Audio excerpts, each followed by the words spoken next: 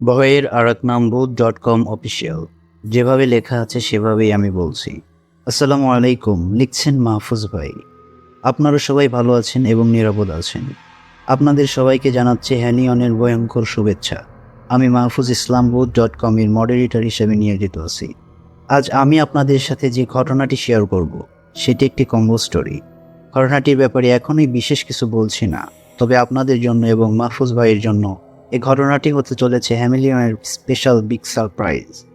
আমি বাজি ধরে বলতে পারি এমন কোনো কোথাও ঘটনাটি শোনেন নাই। ঘটনাটি আমি নিজে সংগ্রহ করলেও লেখাটি শুধু আমার না। কে কে সঙ্গ দিয়েছেন জানেন? আসিফ, হৃদয়, নয়ন, সয়িব।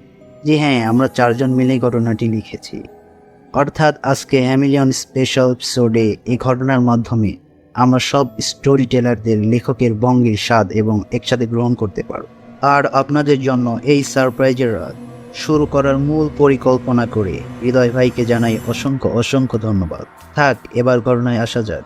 ঘটনাটি সংগ্রহ করেছি আমার এক বড় ভাইয়ের কাছ থেকে। পেশায় তিনি একজন ডাক্তার। তার নাম ডাক্তার সোরহাব মোল্লা। একজন ভূত.com এর অফিসিয়াল এর বড় ভক্ত হওয়ার কারণে সে বাংলায় পারদর্শী না হওয়ায় লিখে পাঠাতে পারেননি।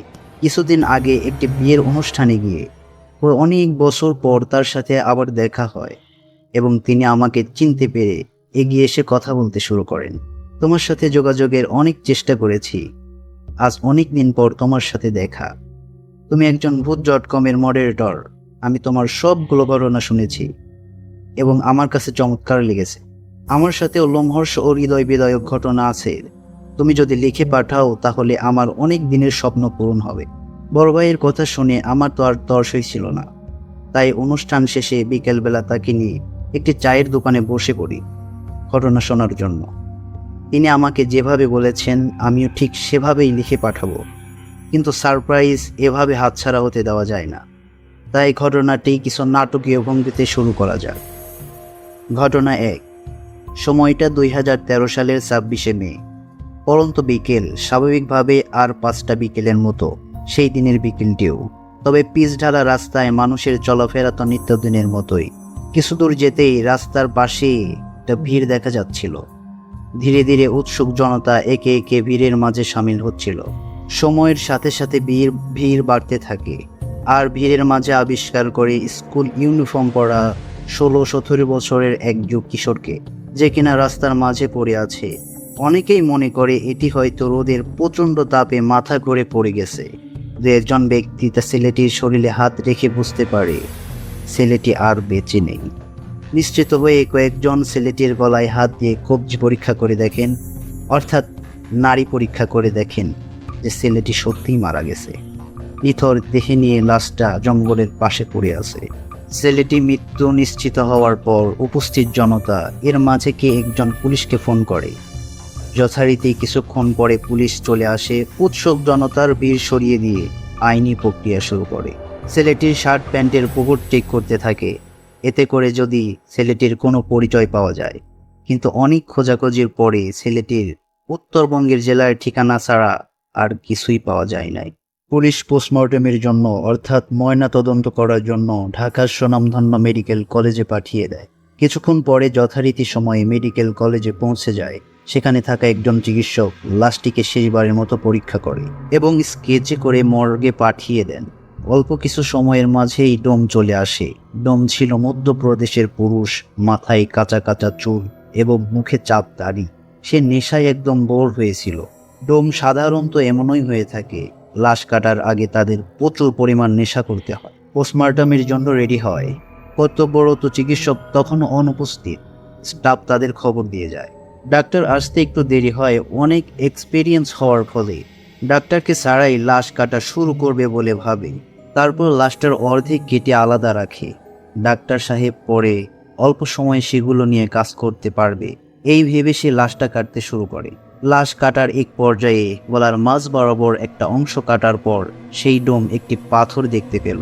রক্ত লেগে থাকার কারণে রং বোঝা যাচ্ছিল না। পাথরটি নিয়ে পাশে থাকা বালতির পানিতে ধুয়ে দেখলো যে নীল একটি পাথর। তাই লোভ না সামলাতে পেরে পাথরটি নিজের প্যান্টের পকেটে ঢুকিয়ে রাখে আর ভাবতে থাকে যে এই পাথরটি বিক্রি করেই নেশার সব সামগ্রী কেনা যাবে। এরপর সে লাশটি কাটা শুরু করে। এমন সময় মূলত ডাক্তার চলে আসে মর্গে আর অনেকটা সময় নিয়ে লাশের বিভিন্ন অর্গান চেক করে। তিনি তো ডমকে বলেছেন ছেলেটির মৃত্যুর কারণ আমার বোঝা হয়ে গেছে, আপনি লাশের সেলাই সহ বাকি কাজ শেষ করে চলে যেতে পারেন। বেরোচ্ছি এই বলে ডাক্তার মর্গের রুম থেকে চলে যান। একদম লাশটি সেলাই করে এমন সময় পুরুষ কণ্ঠে কান্না শুনতে পায়।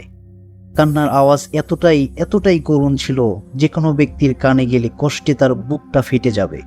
ডোম তার সেলাই থামিয়ে মনে মনে ভাবছিল, এত বছর ধরে কাজ করছি, আজ পর্যন্ত কিছুই শুনলাম না, আবার কিছু দেখলাম না, তাহলে হঠাৎ করে এবং কান্নার আওয়াজ কোন থেকে আসছে? যাকে মনে হয় আজকে বেশি নেশা করে ফেলেছি, তাই ভুলভাল শুনছি। মনে মনে নিজের সাথে এসব বলতে থাকি। আবার কিছু দেখলাম না, তাহলে হঠাৎ এমন কান্নার আওয়াজ কোথা থেকে আসছে? যাকে মনে হয় আজকে বেশি নেশা করে ফেলেছি। মনে মনে নিজের সাথে এসব কথা বলে ডোম তার লাশ সেলাই কাজে মনোযোগ দেয়। লাশ সেলাই প্রায় শেষ, ঠিক এমন সময় সে শুনতে পায় পুরুষ কণ্ঠে তাকে সুন্দর করে বলছে, যেটা নিয়েছো সেটা দয়া করে ফেরত দিন, তাহলে বড় ক্ষতি হবে। ডোম কথা শুনে লাশ কাটা বন্ধ করে দেয় এবং প্রচণ্ড ভয়ে ঘামতে থাকে। বুকে সাহস নিয়ে জিজ্ঞাসা করে, কে কে কে কথা বলছেন? কথা শেষ হওয়ার আগেই সেই পুরুষ কণ্ঠ আবারও বলে ওঠে, নইলে বড় ক্ষতি হবে। এবার ডোম আরও ভয় পেয়ে যায়। সে নিজেকে সান্ত্বনা দেয় এবং ভয় কাটাতে শব্দ করতে থাকে, হ্যাঁ, আজকে হয়তো একটু বেশি চড়ে গেছি, এসব আজ শুনতে একটু ভয় ভয় লাগছে। সে একটু ভয়ে ভয়ে কি করবে ভাবে, এই পাথরটি বিক্রি করে নেশার জিনিস কিনবে। এই পাথরটি ঠিক আমি নিয়ে যাব। এরপর সে আবার লাশ সেলাইয়ে মন দেয়। শুরু করতেই তার মনে হতে থাকে মর্গের ভেতর সে ছাড়া অন্য কারো উপস্থিতি আছে। এরপর সে আবার লাশ সেলাইয়ে মন দেয়। তার কানের কাছে কান্নার সেই আওয়াজ স্পষ্টভাবে আসতে থাকে। আর একটু পর পর বাম কান থেকে ডান কানের দিকে, ডান কান থেকে বাম কানের দিকে ঘুরতে থাকে। পরক্ষণে কান্নার আওয়াজ থেমে যায়, একদম সাইলেন্ট হয়ে যায়। হঠাৎ সেই নীরবতা ভেঙে ঘরের চার কোণ থেকে আওয়াজ আসতে লাগলো, দয়া করে ফিরিয়ে দাও, এটা নিয়ে যেও না, ফিরিয়ে দাও। ডোম সব শুনে নিজেকে বলতে লাগলো, এসব সব মনের ভুল। এভাবে নিজের সাথে কথা বলে ডোম লাশ সেলাই শেষ করে ফেলে। সে ভয়ে ভয়ে খুব দ্রুত লাশটাকে ঢেকে দেয়, তড়িঘড়ি করে মর্গ থেকে বের হয়ে যায়। সে ভয়ে ভয়ে খুব দ্রুত লাশটাকে ঢেকে দেয়, তড়িঘড়ি করে মর্গ থেকে বের হয়। কিছুক্ষণ পর পুলিশ আসে ময়নাতদন্তের কাজ শেষ হয়েছে কিনা জানার জন্য। ময়নাতদন্তের কাজ শেষ হয়েছে দেখে মেডিকেলের সমস্ত পেপার ওয়ার্ক সম্পূর্ণ করে লাশটিকে ছেলেটির ব্যাগে থাকা ঠিকানায় পাঠানোর জন্য অ্যাম্বুলেন্সের কাছে হস্তান্তর করা হয়। জীবনের প্রথমবারের মতো মাইক্রো স্টিয়ারিং ছেড়ে অ্যাম্বুলেন্সের স্টিয়ারিংয়ে হাত রাখলে অ্যাম্বুলেন্স চালক তার জীবনের প্রথম ভাড়ায় লাশটিকে বহন করে নিয়ে যেতে হবে প্রায় 1.5 ঘন্টার পর। হাসপাতালের সব ঝামেলা মিটিয়ে লাশটিকে নিয়ে ঠিক 10টার সময় রওনা দিলেন অ্যাম্বুলেন্স চালক ও তার সহযোগী। লাশটির প্রথম গন্তব্যস্থল ছেলেটির এলাকার থানা। হাসপাতাল থেকে বেরিয়ে প্রায় 1.5 ঘন্টার পথ। যত দূর চোখ যায় বিস্তৃত খোলা মাঠ আর ফসলের জমি, সাথে পাকা রাস্তার দুপাশে বড় বড় গাছের সারি। রাতে অ্যাম্বুলেন্সের হেডলাইটের আলোতে এক মোহনীয় পরিবেশ তৈরি হয়েছে।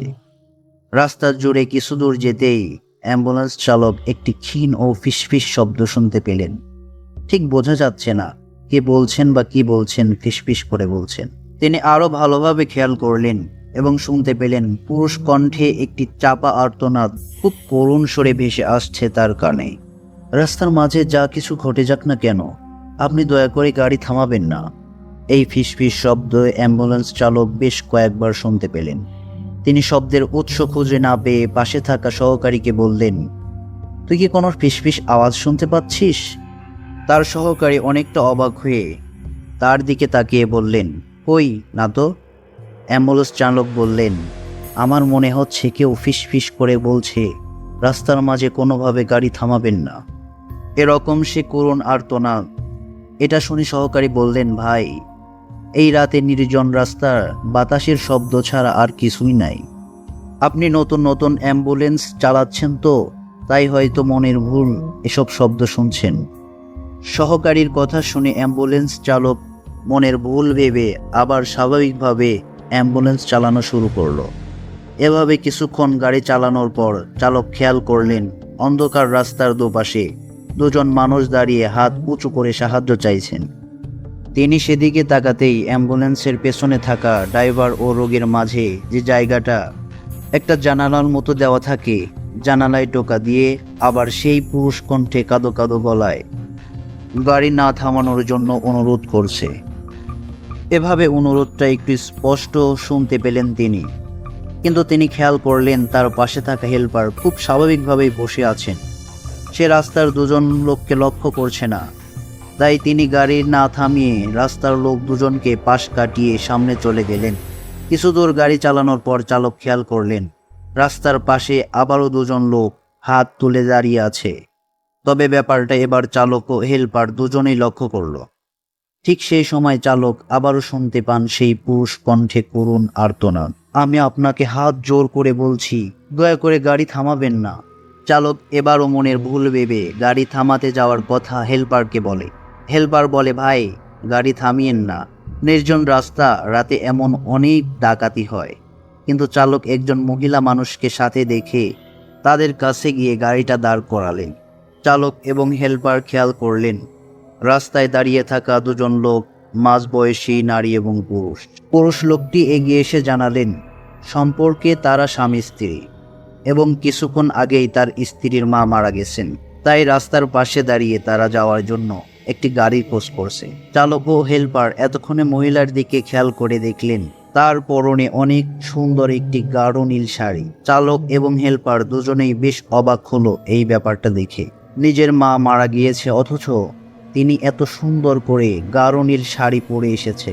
এবার পুরুষ লোকটি বলছেন, ভাই এই মুহূর্তে আমি একটি জরুরি কাজের জন্য আমি তার সাথে যেতে পারছি না, তাই দয়া করে আপনি ওকে পৌঁছে দিন, যত ভাড়া লাগে আমি আপনাকে দিব। চালক তখন বললেন, কিন্তু সমস্যা হলো অ্যাম্বুলেন্সের সামনে তো কোনো জায়গা নেই, আর পেছনে যে একটি লাশ। লোকটি চালকের কথা শেষ না হতেই বলে উঠলেন, আরে সমস্যা নেই, ও লাশের সাথেই যেতে পারবে। মা মারা গেছে, এখন আর ওর মনের ভেতর কোনো ভয় ডর বলতে কিছুই নেই। আপনি দয়া করে ওকে একটু নিয়ে যান। হেল্পার নেমে পেছনের দরজা খুলে দিলেন এবং মহিলাটি গাড়িতে উঠে বসলেন, আর লোকটি ভাড়া মিটিয়ে উল্টো পথে হাঁটা শুরু করলো। চালক এবার অ্যাম্বুলেন্স চালাতে শুরু করলো। এবার কিছুক্ষণ গাড়ি চালানোর পর চালক ও হেল্পার দুজনেই গাড়ির পেছনে একটি ধস্তাধস্তির শব্দ শুনতে পেল। মনে হচ্ছে দুজন লোক গাড়ির মাঝে কিছু একটা নিয়ে কাড়াকাড়ি করছে। গাড়িটা থামানোর সাথে সাথে যেন ধস্তাধস্তির কারণে একটু দুলছে। এদিক ওদিক থেকে সাথে সাথে চালক আবার শুনতে পেল করুণ শব্দ। সেই পুরুষ কণ্ঠে আবারও কাঁদো কাঁদো গলায় কেউ বলছে, আপনি কাকে গাড়িতে ওঠালেন? দয়া করে গাড়ি থেকে নামিয়ে দিন, মহিলাকে নামিয়ে দিন। এত করুণ সুরে কোনো কাঁদো কাঁদো গলায় বলা হলো। চালক যেন কথাটা উপেক্ষা করতে পারল না। চালক গাড়ির ভেতরে ধস্তাধস্তির ঘটনা হতেই চলেছে, তখন এর মাঝে রাস্তার পাশে গাড়িটা থামিয়ে দিলেন। গাড়িটা থামিয়ে দেওয়ার সাথে সাথে পেছনে ধস্তাধস্তির শব্দটা যেন কমে গেল। তখন ওই মহিলাটি পেছন থেকে রাগান্বিত অবস্থায় বলে উঠল, কি ব্যাপার, আপনি গাড়ি থামালেন কেন? চালক আমতা আমতা করে কিছু বলতে যাবে, তখনই মহিলাটি আবার বলল, আমার মা মারা গেছে, তারপরেও আপনি এমন করে গাড়ি থামিয়ে রেখেছেন, দ্রুত চলুন। গাড়ি চালানোর সময় আবারও সেই ধস্তাধস্তির শব্দ। মহিলাটি বলে উঠল, গাড়ি থামান, আমি এখানে নেমে যাব।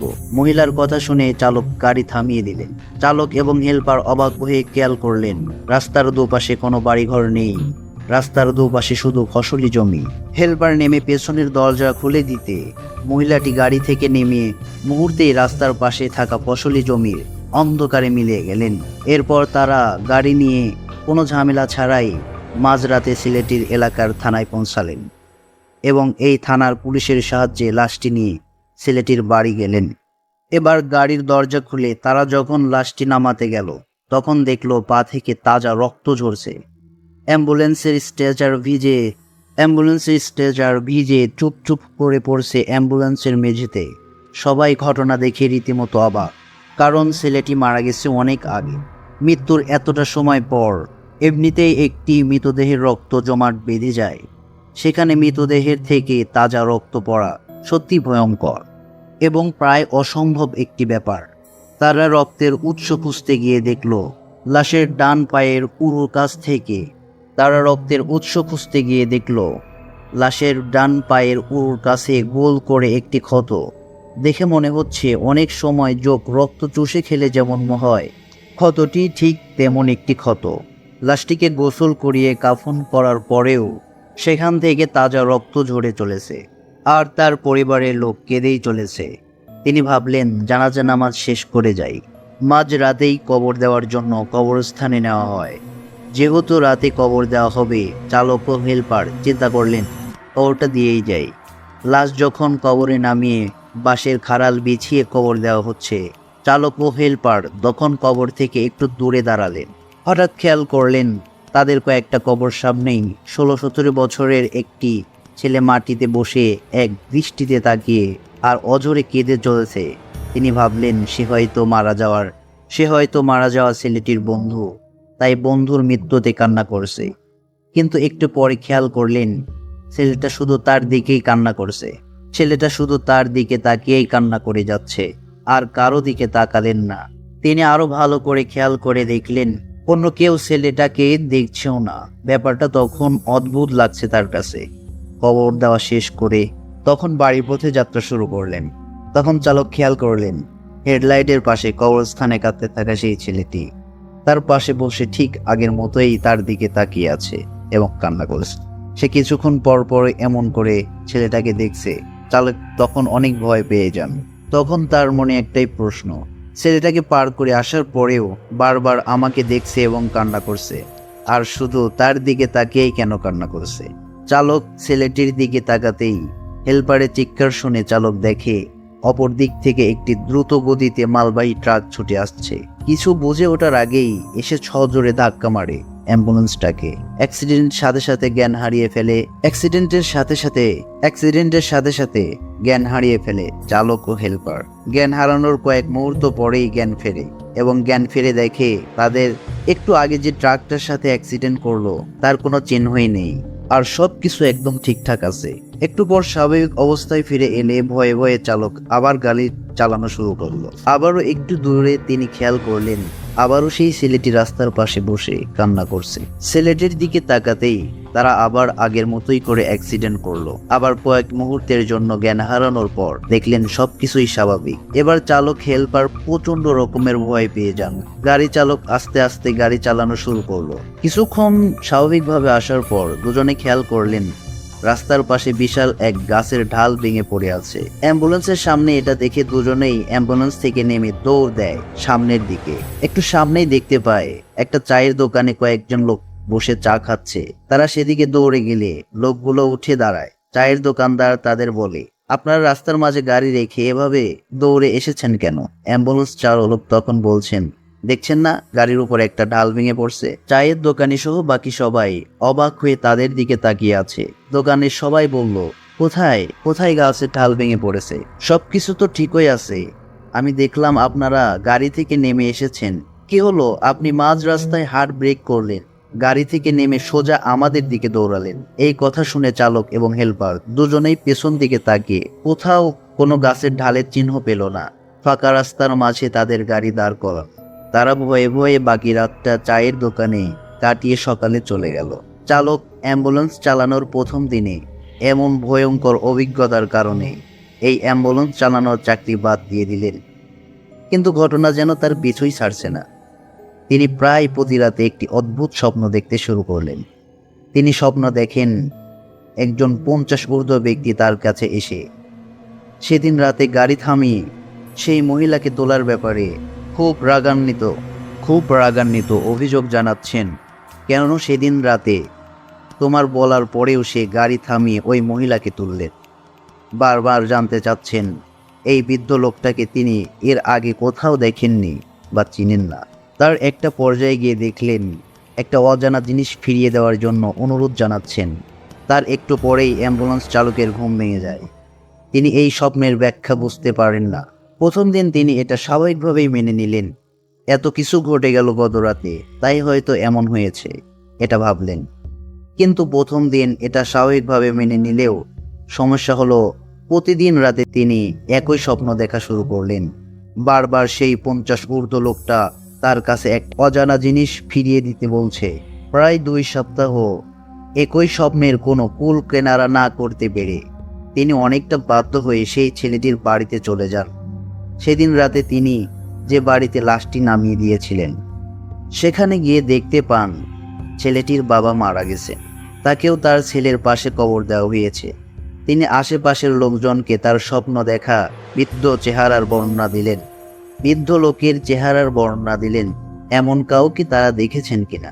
সবাই তাকে হতাশ করে বললেন এমন কাউকে তারা কোনোদিন দেখেননি। সেখানে কোনো তথ্য না পেয়ে আবার বাড়ি ফিরে আসেন, কিন্তু স্বপ্নের সেই লোকটা পিছু ছাড়ছে না। তাই তার সাথে ঘটে চলা ঘটনার ব্যাখ্যা এবং ঘটনাগুলো রহস্য খুঁজে পাওয়ার জন্য মরিয়া হয়ে উঠলেন তিনি। এই পরীক্ষাতেই সে যত দ্রুত সম্ভব সে মেডিকেলে আসার জন্য রওনা হলো। মেডিকেলে পৌঁছাতে অনেক রাত হয়ে গেছিল।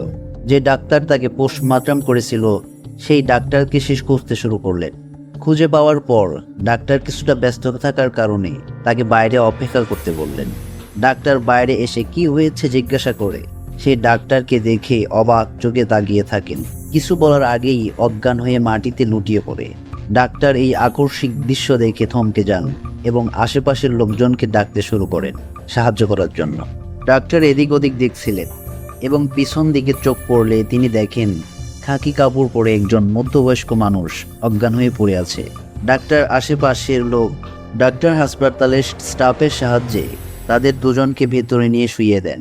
ঘটনার দিন ঘণ্টাখানেক পর অ্যাম্বুলেন্স চালক উত্তেজিত হয়ে ডাক্তারকে জিজ্ঞেস করে, ওই লোকটি কে? আপনার পেছনে লোকটি দাঁড়িয়েছিল, সেই লোকটি কোথায়? ডাক্তার বুঝতে না পেরে তাকে জিজ্ঞাসা করে, কি কোন লোকটির কথা বলছেন? প্রতি উত্তরে চালক ডাক্তারকে বলেন তার পিছনে যে লোকটি খাকি কাপড় পরে দাঁড়িয়েছিলেন সেই লোকটি কোথায়? ডাক্তার কিছুটা অবাক হয়ে যান। কি কাপড়? ডাক্তার কিছুটা অবাক হন, কেননা চালক এবং খাকি কাপড় পরা লোকটি কখনো একজন আরেকজনের পরিচিত নন।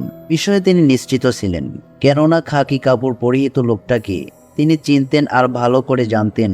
সে সব সময় নেশা করতেন, নেশাগ্রস্ত থাকে। তবুও অ্যাম্বুলেন্স চালক কেন বারবার সেই লোকটাকে এত মরিয়া হয়ে খুঁজছে?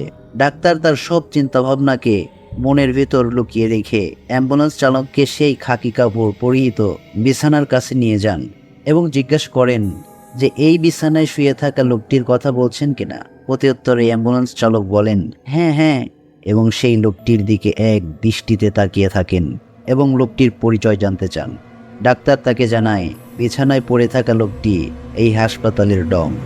ডাক্তার কোনো কিছু বুঝতে না পেরে অ্যাম্বুলেন্স চালককে সব কিছু খুলে বলার অনুরোধ করেন। অ্যাম্বুলেন্স চালক ডাক্তারকে এসব বলতে যাওয়ার আগেই বিছানায় শুয়ে থাকা ডোমের জ্ঞান ফিরে আসে। ডোমের জ্ঞান ফিরে আসার পর তার সাথে সাথে সে অ্যাম্বুলেন্স চালকের দিকে তাকিয়ে অবাক প্রশ্ন করতে থাকে, সে কি এবং কেন বারবার তার স্বপ্নে চলে আসে। ডোমের কথা শুনে অ্যাম্বুলেন্স চালক এক প্রকার বাকরুদ্ধ হয়ে যান। কিছু সময় পর সে নিজেকে স্বাভাবিক অবস্থায় ফিরিয়ে আনে। বিরক্তি নিয়ে ডোমকে সেই একই প্রশ্ন করতে শুরু করে। তাদের কথোপকথন শুনে ডাক্তার এক প্রকার বোকা বনে যান। অ্যাম্বুলেন্স চালক তখন প্রশ্ন করে সে কেন বারবার রাস্তায় গাড়ি থামাতে নিষেধ করেছিল। অ্যাম্বুলেন্স চালকের কথা শুনে ডোম রীতিমতো উত্তেজিত হয়ে যায় এবং সে অ্যাম্বুলেন্স চালককে উল্টো প্রশ্ন করে বলেছিল। ডোমের প্রশ্ন ছিল কেন সে বারবার এই পাথরটি ফিরিয়ে দিতে বলছো। ডোমের কথা শুনে অ্যাম্বুলেন্স চালককে বলে, পাথর? কোন পাথর? কিসের পাথর? আমি তো কোনো পাথরের কথা জানি না। আপনি আমাকে কি যেন বলেছিলেন তা কিছুই আমি বুঝতে পারছি না, আমার মাথায় ঢুকছে না। ডোম এবং অ্যাম্বুলেন্স চালকের কথা শুনে ডাক্তার এবার ডোমকে সব কিছু খুলে বলার অনুরোধ করে।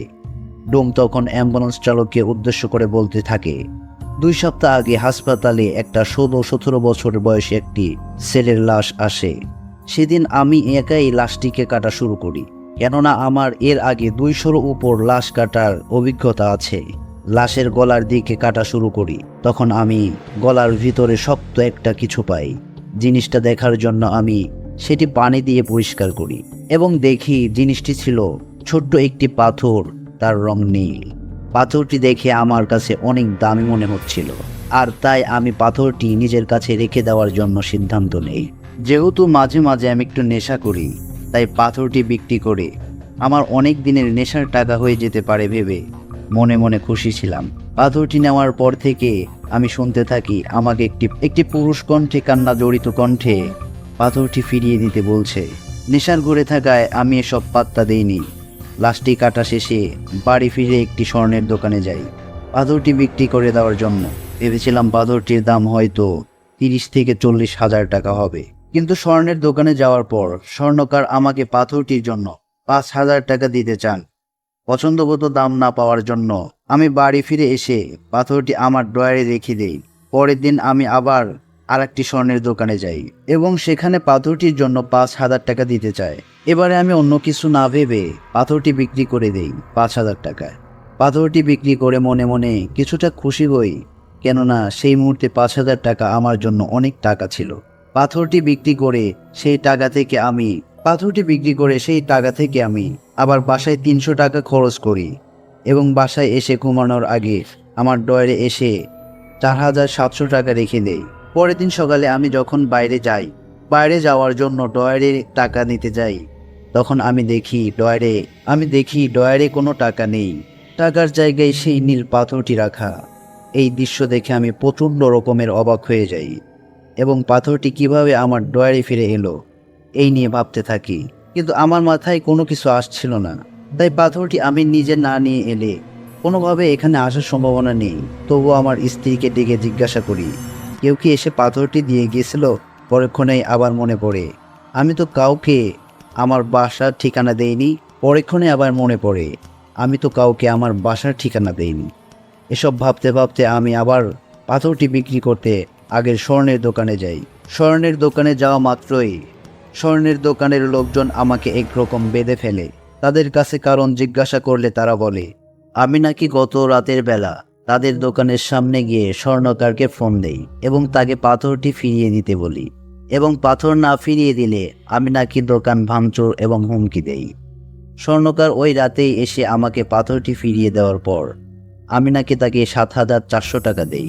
আর স্বর্ণকার বাকি 300 টাকা কোথায় জানতে চাইলে আমি নাকি স্বর্ণকারকে 2টা চর মেরে সেখান থেকে পাথর নিয়ে চলে আসি। স্বর্ণকারের কথা বিশ্বাস না করায় সে আমাকে তার দোকানের সিসিটিভির ফুটেজ দেখাতে চায়, আর আমিও রাজি হয়ে যাই।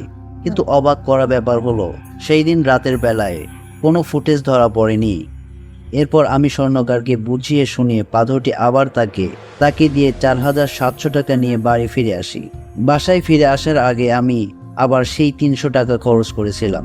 ঘুমানোর আগে আমি টাকা ড্রয়ারে রেখে দিয়েছিলাম এবং সকালে উঠে পাথরটি নিয়ে আমি আবার স্বর্ণকারের কাছে যাই এবং স্বর্ণকার আমাকে তার কয়েকজন লোক দিয়ে মারধর শুরু করে।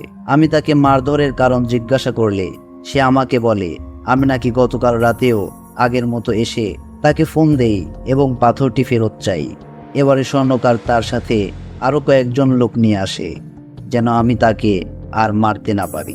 কিন্তু এবারও নাকি আমি তাকে 4,400 টাকা ফেরত দিতে গেলে সে বাকি টাকা কোথায় জিজ্ঞাসা করার পর আমি একাই স্বর্ণকার ও তার সাথে থাকা 2 ব্যক্তিকে মেরে সেখান থেকে চলে আসি। এবারে আমি পাথরটি আর বিক্রি করিনি। পাথরটি পাওয়ার পর থেকেই রাতের বেলা স্বপ্ন দেখতে শুরু করি, আর স্বপ্নের সেই ব্যক্তিটি আর কেউ না, তিনি হচ্ছেন অ্যাম্বুলেন্স চালক। আপনি আমার স্বপ্নে এসে পাথরটি ফেরত দিতে বলছেন।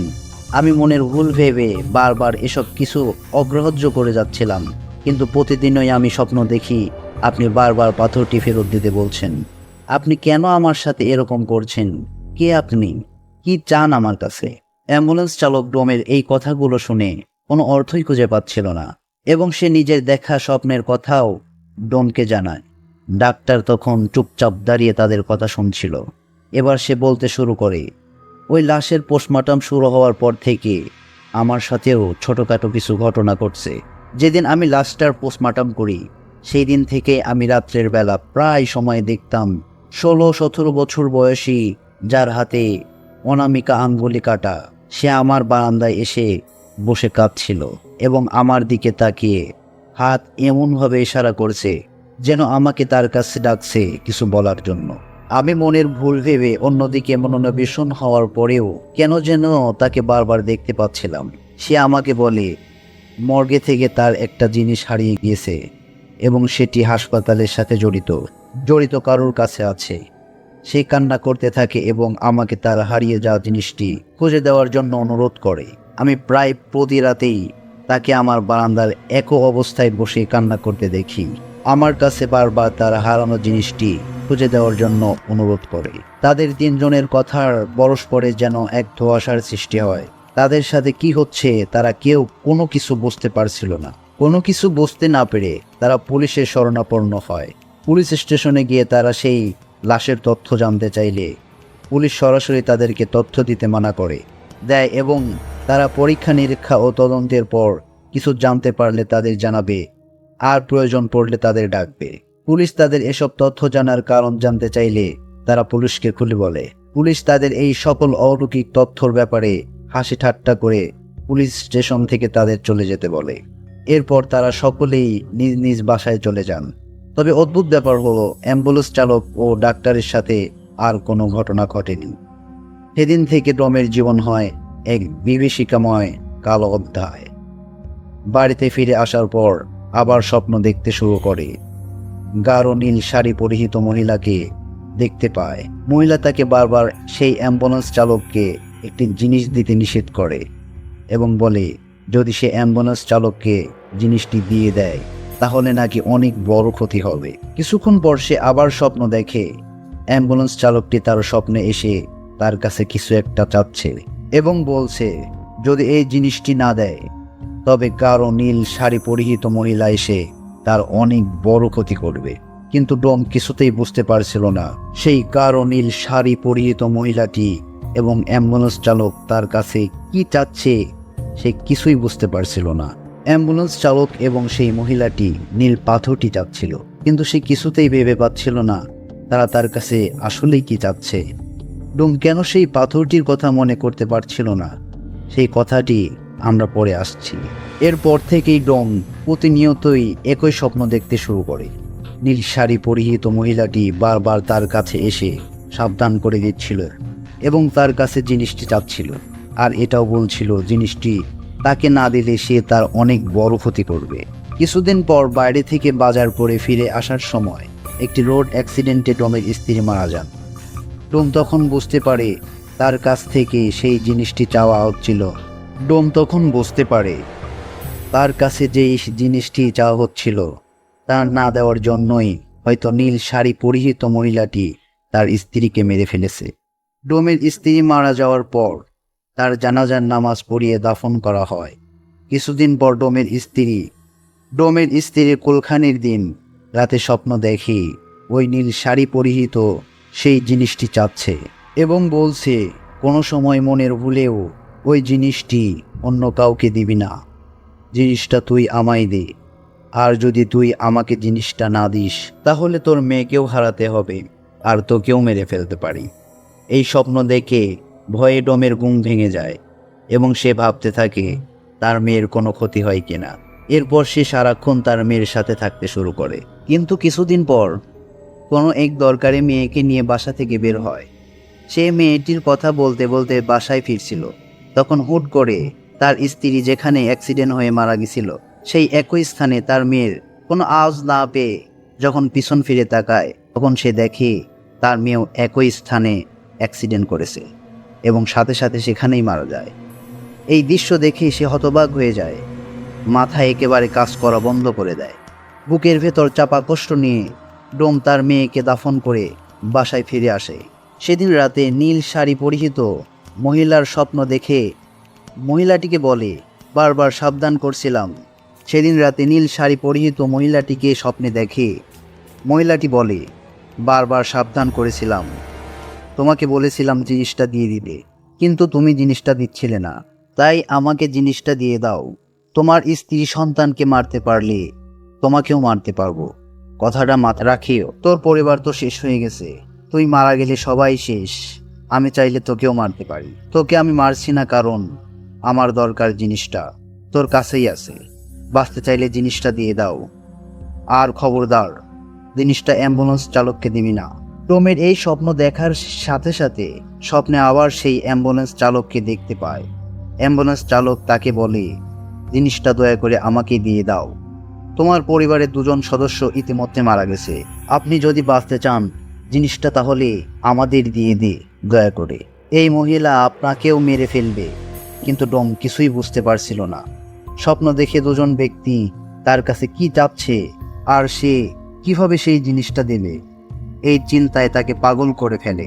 বন্ধুর কাছে তার সাথে ঘটে যাওয়া সকলগুলো করে। ডোমের বন্ধু তার কথাগুলো শুনে তার কথা শুনে এক হুজুরের সাথে দেখা করার পরামর্শ দেন এবং চাইলে তার বন্ধু থেকে হুজুরের সাথে দেখা করাতে পারে, কেননা এসব আর সে সহ্য করতে পারছিল না।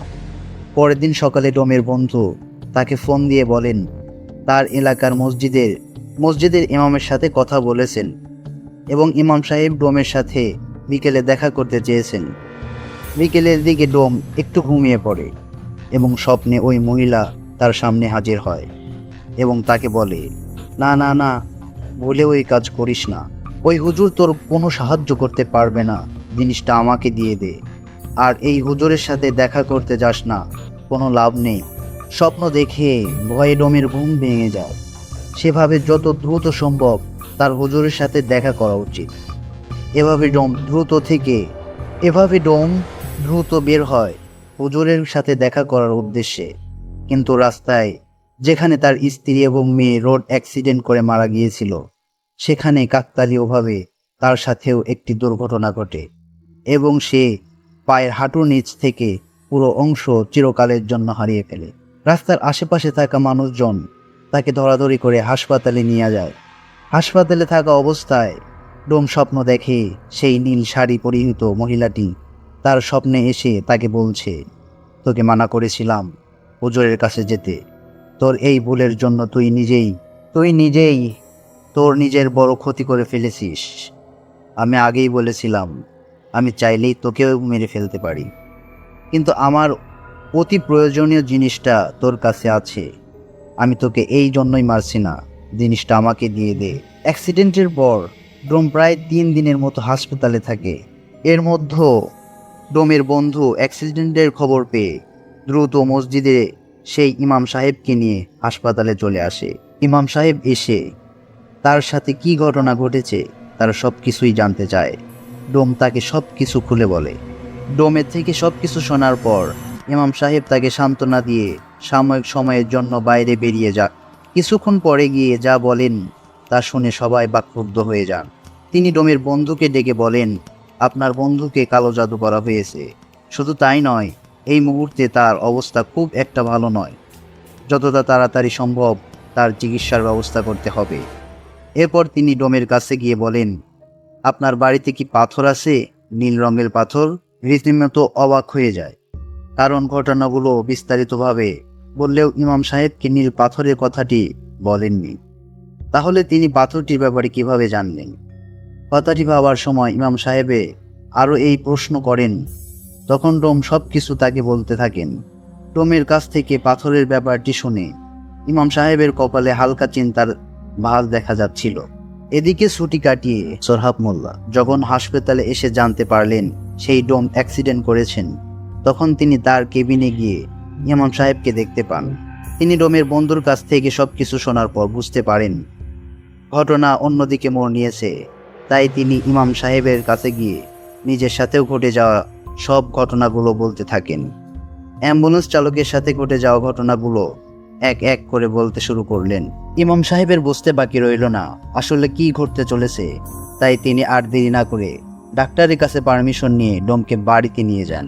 যে এক প্রকার বাধা অনুভব করলো যখন ডোমের বাড়িতে গিয়ে পা রাখেন, তখনই তিনি বুঝতে পারেন সে বাড়িতে ঢুকতে অদৃশ্য কোনো শক্তি তাকে বাধা দিচ্ছে, যেটা কিনা তার থেকে অনেক শক্তিশালী। তাই তিনি নিজে এবং তার বন্ধুর শরীর বন্ধ করার চেষ্টা করলেও তবুও ইমাম সাহেবের ক্ষেত্রে যে এক প্রকার বাধা অনুভব হচ্ছে। পরবর্তীতে ইমাম সাহেবের ভাষ্যমতে ব্যাপারটি ছিল ঠিক সমমেরুর মতো দুটি চম্বুকের সমমেরু যেভাবে একে অপরকে বিকর্ষণ করে, ঠিক তেমনি ইমাম সাহেবকে ডোমের বাড়িতে ঢুকতে বাধা প্রদান করা হচ্ছিল। পরিস্থিতি অবনত হতে পারে ভেবে তিনি ডোম এবং তার বন্ধুকে ভেতরে পাঠান পাথরটি নিয়ে আসার জন্য। কিন্তু ঘরের ভিতরে গিয়ে পাথরটি হাতে নেওয়ার সাথে সাথেই ঘরের দরজা আপনা আপনি বন্ধ হতে শুরু করে। ইমাম সাহেব নিজের মতো করে চেষ্টা করলেও পরিস্থিতি অনুকূলে আনতে না পেরে তিনি ওস্তাদের সাথে যোগাযোগ করেন এবং তার সাহায্য নিয়ে তার বন্ধুকে ঘর থেকে বের করে আনেন। তখনও তিনি পাথরটিকে হাতে নিতে পারছিলেন না। কোনো একটি অদৃশ্য শক্তি তাকে পাথরটি হাতে নিতে বাধা সৃষ্টি করছিল, কিন্তু আল্লাহর কালামের উপর আর কিছুই নেই। তাই বিভিন্ন তদবিরের মাধ্যমে তিনি পাথরটি নিয়ে একটি সাদা বাক্সে বন্দি করে নেন। এই ঘটনা চলাকালীন ইমাম সাহেবের নিজের তকবীরের মাধ্যমে পুরো ঘটনাটি জেনে গিয়েছিলেন। কিন্তু এই ঘটনাগুলো ঘটার পেছনে যাদের হাত ছিল তিনি তাদেরকে খুঁজে তাদের মুখ থেকে এই ঘটনাগুলো শুনতে চেয়েছিলেন। তাই তিনি দেরি না করে 16-17 বছর বয়সী ছেলেটির বাড়িতে খোঁজ নিয়ে সেদিকে রওনা হন। সেই এলাকা যাওয়ার পথে ইমাম সাহেবের রাস্তার পাশে একজন কিশোরকে দেখতে পান, যে কিনা তার দিকে অপলক দৃষ্টিতে তাকিয়ে কান্না করে চলেছে। কিন্তু সেই কিশোরের মলিন মুখেও মিষ্টি একটা হাসি। প্রথমে তিনি ব্যাপারটি বুঝতে না পারলেও রাস্তার কয়েকবার ঘটনাটি ঘটার পর বিষয়টা বুঝতে পারেন। গন্তব্যস্থলে পৌঁছে তিনি সরাসরি ছেলেটির বাড়িতে চলে যান এবং তার মায়ের সাথে কথা বলেন। সেখানে গিয়ে তিনি ঋতুর মতো অবাক হয়ে যান। মাত্র 3 দিন আগে ছেলেটির মা এই দুনিয়া থেকে বিদায় নিয়েছে। ঘটনাটি ইমাম সাহেবের কাছে যেমন কষ্টকর, ঠিক তেমনি রহস্যজনক মনে হলো। তিনি কবরস্থানে গিয়ে দেখতে পান ছেলেটির পাশেই তিনি কবরস্থানে গিয়ে দেখেন বাবা মা এবং ছেলের কবর একদম পাশাপাশি। মাত্র 1 মাসের মধ্যেই একই পরিবারের 3 জনের মৃত্যু। তবে ছেলের মৃত্যু ছাড়া বাকি সবগুলো প্রায় স্বাভাবিক মৃত্যুর মতো। এরপর ইমাম সাহেব তার কবর জিয়ারত করেন এবং বুঝতে না পেরে আবারও নিজের ওস্তাদের সাথে যোগাযোগ করেন। তার ওস্তাদ বলেন, তুমি পাথরের বক্সটি বাবা মায়ের কবরের মাঝখানে রেখে সেটিকে মুক্ত করে দাও, বাকিটা সেখানে দেখতে পাবে। ইমাম সাহেব তার ওস্তাদের কথা মতো কাজগুলো করার পর যা দেখেন তা ছিল শরীর শিহরিত হওয়ার মতো। তিনি দেখেন পাথরটি মুক্ত করে দেওয়ার পর কবরের পাশ থেকে করুণ সুরে আর্তনাদ এবং কান্নার আওয়াজ। ব্যাপারটি দেখে তিনি কিছুটা ভয় পেয়ে যান। তবে তিনি যখন সালাম দিয়ে কথা বলার চেষ্টা করেন, তখন অদৃশ্য কেউ তার সালামের উত্তর নিয়ে কবরের পাশ থেকে বলতে শুরু করেন। কণ্ঠ ছিল একটা পুরুষ কণ্ঠের মতো। তিনি বলেন, ওয়ালাইকুম আসসালাম। আপনাকে আমি কি বলে ধন্যবাদ জানাবো আমি জানি না। শেষ পর্যন্ত আপনি আমাকে আমার গন্তব্যস্থল পর্যন্ত পৌঁছে দিয়েছেন, কিন্তু যাদের জন্য আজ আমার এই লড়াই তারা এই পৃথিবীতে নেই। এটা বলে আবারও চাপা সুরে কান্নার আওয়াজ। ইমাম সাহেব কিছুটা কথা বলে তাকে সান্ত্বনা দেওয়ার চেষ্টা করলেন এবং জিজ্ঞেস করেন তিনি আসলে কি এবং তাদের সাথে কি সম্পর্ক। কিছুক্ষণ পরে সেই অদৃশ্য পুরুষ কণ্ঠ নাম বলে এবং বলতে থাকে, আমি একজন জিন। এই নীল পাথরটি আমার বাসস্থান। আমাকে আমার গুরু এই 3 জনের সেবায় নিয়োজিত করেছিলেন। তারা ছিলেন অত্যন্ত ভালো মানুষ। মূলত আমার বাবা ছিলেন ওনাদের পূর্বপুরুষদের রক্ষক। বংশ পরম্পরায় আমার কাঁধেও ওনাদের রক্ষার দায়িত্ব পড়ে। আমি অনেক চেষ্টা করেছি তাদেরকে রক্ষা করার, কিন্তু বিশ্বাসঘাতকের কারণে আজ সব হারাতে হলো, এমনকি এই পরিবারটিকেও। ইমাম সাহেব সবটা শুনে এবং সেই বিশ্বাসঘাতকদের ইমাম সাহেবের মাধ্যমে সে সবার সামনে নিয়ে আসতে চান।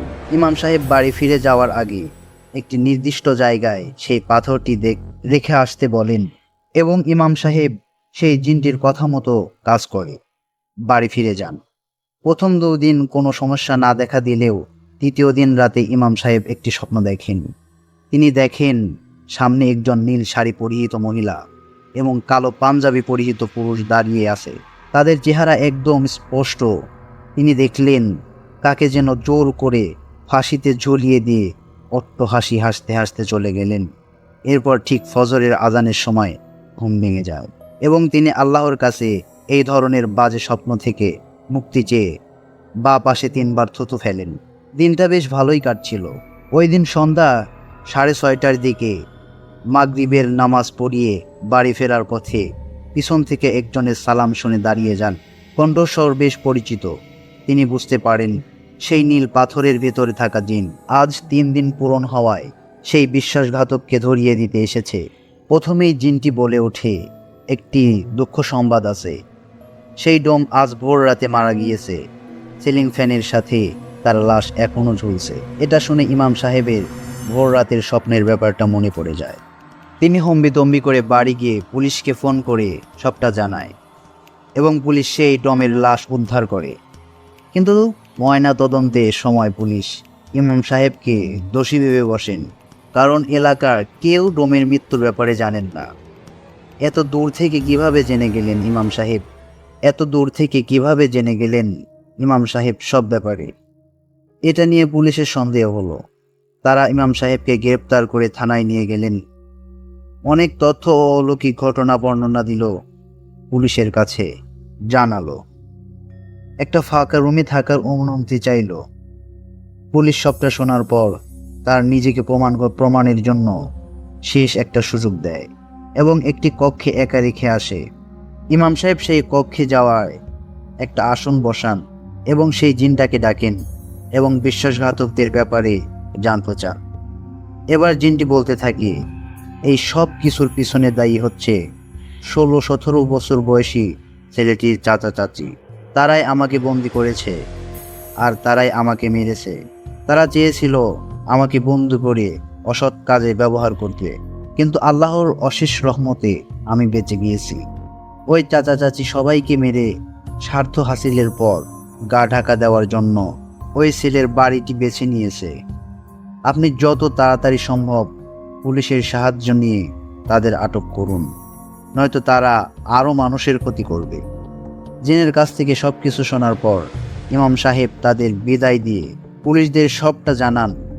তবে পুলিশ এ ব্যাপারে বিশ্বাস করতে নারাজ। ইমাম সাহেব পুলিশকে শেষবারের মতো ভরসা করার অনুরোধ জানালেন। পুলিশ ব্যাপারটি বুঝতে পারে এবং ফোর্স নিয়ে বেরিয়ে পড়ে। সত্যি বলতে ব্যাপারটি অবিশ্বাস্য হলেও দুজন ব্যক্তিকে খুঁজে পায় যে তারা সেখানে তত্ত্ববিদ্যা চর্চা করছিল। তাদের থেকে 2টি বই, একটি মাথার খুলি, একটি পাত্রে 3টি আঙ্গুল পাওয়া যায়। 2টো আঙ্গুল ডান হাতের এবং একটি বাঁ হাতের। পুলিশ সব কিছু সংগ্রহ করে আটকের পর ফিরে এলে ইমাম সাহেবের মাধ্যমে আস্তে আস্তে সব রহস্য উন্মোচিত হতে থাকে। সেই চাচা চাচির কাছ থেকে শোনা ঘটনার প্রতিটি অংশ গায়ে কাটা দেওয়ার মতো। মানুষ এতটা জঘন্য হতে পারে তা কল্পনারও বাইরে। চাচা চাচি ইমাম সাহেব ও পুলিশের কাছে ঘটনাটি যেভাবে বলছিলেন, আমিও ঠিক সেভাবেই শুরু করছি। চাচা, আমি তখন অনেক ছোট, সবচেয়ে ছোট সদস্য হওয়ায় আদরের পরিমাণটা বেশি হলেও কোনো উপহার ও আবদার পূরণের দিক দিয়ে সবার কাছে বড় ভাইয়ের কদর ছিল বেশি। আমাদের 2 ভাইয়ের মধ্যে বড় ভাইকে আব্বা সবচেয়ে বেশি ভালোবাসতো, তাই যা চাইতেন আব্বা তাই দিতেন। কিন্তু আমার ক্ষেত্রে এমন ছিল না। তাই ছোট থেকে আমার মনে একটা ক্ষোভ জমতে থাকে। বড় ভাইকে এতটা আদর যত্ন করার মূল কারণ হলো নীল পাথরের উত্তরাধিকারী। নীল পাথরে যে আমাদের পরিবারের রক্ষা কবচ। আমার দাদু একটা সময় জিন পালতেন এবং তাদের অনেকভাবে সাহায্য করতেন। বিদায় উপহার স্বরূপ প্রতিটা প্রজন্মের রক্ষী হিসেবে একজন জিন পেয়ে থাকেন। আমার বাবাও পেয়েছিলেন। এদিকে পরিবারের পরবর্তী প্রজন্ম সবার বড় হওয়ায় আমার বড় ভাই ছিল পরবর্তী জিনের মালিক। এ পর্যন্ত সব ঠিক ছিল, কিন্তু মৃত্যুর আগে তিনি সম্পত্তির সব কিছু অংশ আমাকে দিয়ে বাকি বড় ভাইকে দিয়ে দেন। তার ধারণা ছিল যে তার মৃত্যুর পর বড় ভাই আমাকে দেখাশোনা করবেন, যেহেতু সম্পত্তির বড় অংশটুকু বড় ভাই পেয়ে থাকে। কিন্তু ব্যাপারটি আমি একদমই মেনে নিতে পারিনি। আমি অনেকভাবে সম্পত্তি হাতানোর চেষ্টা করেছি, কিন্তু সেই নীল পাথরের জিনটির কারণে সব সম্ভব হয়ে ওঠেনি। এরপর ভাইয়ের বিয়ে হয়, এরপর একটি ছেলে সন্তান হয়, এরপর আমারও বিয়ে হয়। বিয়ের পর আমার স্ত্রীকে দেখতাম সে বিভিন্ন মন্ত্র পড়ে অসুস্থ মানুষকে সুস্থ করতেন। তাই আমিও তার কাছ থেকে আগ্রহী হয়ে শিখতে থাকি। একটা সময় আমরা দুজনে কবিরাজি শুরু করে দেই এবং শক্তিশালী মন্ত্র শিখে চর্চা করতে থাকি। এদিকে আমার ভাতিজা বড় হতে থাকে এবং সব সম্পত্তি পাওয়ার আশা শেষ হতে থাকে। আমার কোনো ছেলে মেয়ে নেই। সম্পত্তি এবং নীল পাথরের ভাগিদার সে একাই। তাই এ ব্যাপারে আমি আমার স্ত্রীর সাথে আলোচনা করে ভাতিজাকে আমাদের দোকানে নিয়ে আসতে বলি। সেখান থেকে আমরা কবিরাজের মাধ্যমে মানুষকে সুস্থ করে দিতাম। আমিও বড় ভাইয়ের সাথে কথা বলে ভাতিজাকে শহরে পাঠিয়ে দিতে বলি এবং ভালো স্কুলে পড়ার আশ্বাস দেই। বড় ভাই আমাকে বিশ্বাস করে ভাতিজাকে পাঠিয়ে দিয়ে আমাকে রোজ স্কুল শেষে তাকে দোকানে নিয়ে বসাতাম এবং আমাদের কাজগুলো দেখিয়ে তাকে আকৃষ্ট করার চেষ্টা করতাম। এমনই একদিন আমাদের পরিকল্পনায় আমরা সফল হই। আমার ভাতিজা মন্ত্র পাঠ করে অলৌকিকভাবে মানুষকে সুস্থ করার বিষয়ে অনেকটা আগ্রহী হয়ে যায় এবং আমাদের কাছে কবিরাজি শিখতে চান। এটা ছিল আমাদের মোক্ষম সুযোগ। কাজ শেখানোর নাম করে কিছুদিন পর আমরা তাকে নিয়ে 3 দিনের জন্য গোসল করতে মানা করে দেই এবং ঘরে লাইট বন্ধ করে থাকতে বলি আর ওর বাবা মায়ের সাথে কথা বলতে মানা করে দেই। আমাদের মূল উদ্দেশ্য ছিল ওর উপর জিনের আসর করিয়ে ওর নামে সম্পত্তি সব আমাদের নামে লিখিয়ে দেওয়া। কিন্তু 3 দিন কেটে যাওয়ার পরেও আমাদের তন্ত্রবিদ্যায় কোনো কাজই হচ্ছিল না। এটা দেখে আমরা দুজন বেশ অবাক হয়ে যাই। আমরা বিষয়টি ভেবে কোনো কুল কেনারা করতে পারছিলাম না, কারণ এই নিয়মে চললে জিনের আসর থেকে বাঁচা সম্ভব নয়। তাহলে ও কিভাবে বেঁচে গেল? এটা ভাবতে ভাবতেই আমার মনে একটা প্রশ্ন জাগে, আচ্ছা নীল পাথরটা ওর কাছে নেই তো? কথাটি ভেবে আমার বুকটা কেঁপে ওঠে। তাই পরের দিন সকালে ও স্কুলে চলে গেলে আমি আর আমার স্ত্রী ওর ঘর তন্ন তন্ন করে খুঁজে আলমারির উপরে একটা বাক্সে নীল পাথরটা খুঁজে পাই। ব্যাস, আর কি চাই? এতদিনে আমাদের সব স্বপ্ন, সব ইচ্ছে পূরণ হতে চলেছে। মনে মনে কথাগুলো ভাবতে ভাবতে আমি পাথরটি নিয়ে বেরিয়ে পড়ি। এরপর প্রায় 1 সপ্তাহের চেষ্টায় আমরা পাথরটির ভেতরে থাকা জিনটাকে কাবু করতে সক্ষম হই এবং তাকে নিজের বশে আনি। কুফুরি করতে করতে রক্ষক থেকে ভক্ষকে পরিণত করে দেই। এমনভাবে কুফুরি করা হয়েছিল যে ওর নিজের প্রতি আর ওর নিজের কোনো কন্ট্রোল ছিল না। আমরা ওকে পাথরে আটকে পাথরটি অদৃশ্য করে আবার ভাতিজার পানির বোতলে ঢুকিয়ে দেই।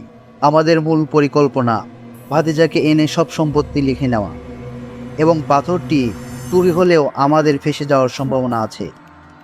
তাই পাথরের উপরে কুফরি কালাম করে ওটার মাধ্যমে ভাতিজাকে মেরে ফেলার সিদ্ধান্ত নেই। এতে করে তার মৃত্যুতে আমাদের উপর কোনো সন্দেহ আসবে না এবং ভাইয়ের সম্পত্তির ভাগটাও একটা সময় আমাদের কাছে চলে আসবে। যে ভাবা সেই কাজ।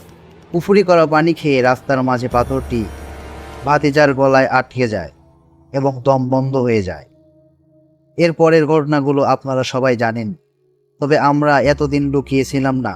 আমরা ভাইয়ের বাড়ির আশেপাশে ছিলাম এবং তাদের কুফরি করা পানি খাইয়ে আমাদের কথা ভুলিয়ে রেখেছিলাম, যাতে করে আমাদের ব্যাপারকে পুলিশকে জানাতে না পারে। ভাতিজা মারা যাওয়ার দিন রাতে হাসপাতালে আমরা শুধু অ্যাম্বুলেন্স চালক আর ডাক্তারকে দেখেছিলাম। আমার উদ্দেশ্য ছিল পাথরটি খুঁজে পাওয়া, কিন্তু অনেক চেষ্টার পরেও আমি কোনো খোঁজ পাইনি। তাই ডাক্তারের রুমালটি আমি চুরি করে নেই এবং সেটার মাধ্যমেই আমি তাকে কালো জাদু করি। আর অ্যাম্বুলেন্স চালককে কালো জাদু করার জন্য আমি জিনকে আমার স্ত্রীর সাথে পাঠিয়ে দিই রাস্তায় গাড়ি থামিয়ে কোনো কিছু সংগ্রহ করার জন্য। সেই রাতে অ্যাম্বুলেন্সের চালক সেই দুজনকে দেখেছিল। তাদের মধ্যে নীল শাড়ি পরিহিত মহিলাটি ছিল আমার স্ত্রী আর পুরুষ ছিল একজন জিন। এটা তাকে দ্রুত সময় রাস্তা পার করতে সাহায্য করেছিল। ওই দিনই আমার স্ত্রী কোনো এক বইয়ে পড়েছিল, একই পরিবারের সকলের মৃত্যুর পর ছেলেদের ডান হাতের এবং মেয়েদের বাম হাতের অনামিকা আঙ্গুল কেটে নিয়ে আসলে তাহলে ক্ষমতা দ্বিগুণ বেড়ে যায়। তাই ওই রাতে আমার স্ত্রী অ্যাম্বুলেন্স এর পিছনে থেকে চালকের শার্টের একটা অংশ ভাতিজার ডান হাতের অনামিকা আঙ্গুল আর ডান পায়ের রক্ত নিয়ে আসে। এরপর একে একে ডাক্তার এবং অ্যাম্বুলেন্স চালককে কালো জাদু করি। কালো জাদুর মূল উদ্দেশ্য ছিল যখন কারো সাথে কথা বলবো তখন তাদের মাধ্যমে আমরা সেই ব্যক্তির সব তথ্য সংগ্রহ করতে পারবো। এটাকে আমরা নীল পাথর খোঁজার একটি মাধ্যম বানিয়ে ফেলেছিলাম। এভাবে অনেক চেষ্টা করে প্রায় 2 সপ্তাহ পর অ্যাম্বুলেন্স চালক মেডিকেলে আসে এবং ডাক্তারের সাথে কথা বলে। তখন রোম এর সাথে তাদের দেখা হয় এবং সেই সময় আমি জানতে পারি পাথরটি চুরি করেছে। তাই ওই দিনের পর ডাক্তার এবং অ্যাম্বুলেন্স চালকের উপর থেকে কালো জাদুর প্রভাবটি কাটিয়ে ডোমের উপর জাদু করা হয় পাথরটি ফিরিয়ে আনার জন্য। কিন্তু এখানে একটি সমস্যা দেখা দেয়। ভাতিজার মৃত্যুর পর জাদুর প্রভাব কেটে যাওয়ায় নীল পাথরে থাকা জিনটি নিজের ক্ষমতা ফিরে পায়, কিন্তু তার পক্ষে একা চলাচল করা সম্ভব ছিল। তাই আমি যখন ওই ডোমের স্বপ্ন গিয়ে পাথরটি ফিরিয়ে দেওয়ার কথা বলছিলাম, তখন পাথরে থাকা ওই জিনটি অন্য রূপ ধরে তার কাছে গিয়ে পাথর ফিরিয়ে দিতে মানা করত। স্বপ্নে বারবার পাথরটির কথা উল্লেখ করা হতো ঠিকই, কিন্তু ঘুম ভাঙার পর নীল পাথরে থাকা জিনটি প্রভাব করে স্বপ্নে বারবার পাথরের কথা উল্লেখ করা হতো। কিন্তু ঘুম ভাঙার পর নীল পাথরের জিনের প্রভাবে স্বপ্নের সব কথা মনে থাকলেও পাথরের কথাটি মনে থাকতো না। আমরা তাকে অনেকভাবে ভয় দেখিয়ে তার স্ত্রী মেয়েকে মেরে এবং তাকে নানা রকমের হুমকি দিয়ে পাথরটি নিতে চেয়েছিলাম, কিন্তু সফল করতে পারিনি। এভাবে আমরা যখন